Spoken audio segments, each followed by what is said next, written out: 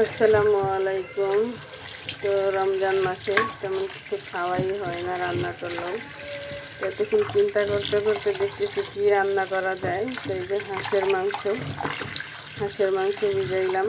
আজকে হাঁসের মাংস রান্না করব। এখানে হচ্ছে ইফতারের জন্য মুরগির সব মশলা মাখায় রাখছি। এটাও গ্রিল বানাবো মুরগি দিয়ে। আমাদের বাসায় মানুষ বেশি, তার জন্য এখানে 3টা মুরগি নিয়েছি।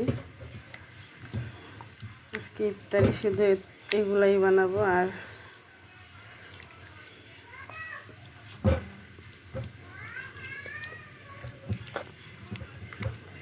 হোটেল থেকে তান্দুরি কিনে আনবে।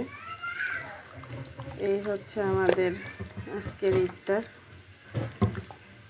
তো সবাই ভালো থাকেন। রোজা রেখে কথাও বলতে ইচ্ছা করে না, ভালোও লাগে না, ভিডিও বানাইতে ভালো লাগে না, ভিডিও ছাড়তেও ভালো লাগে না, কারণ ফেসবুক এখন একদমই ইনকাম দিচ্ছে না। তো শুধু শুধু ভাব কষ্ট করে লাভ কি, চিন্তা করতেছি পেজ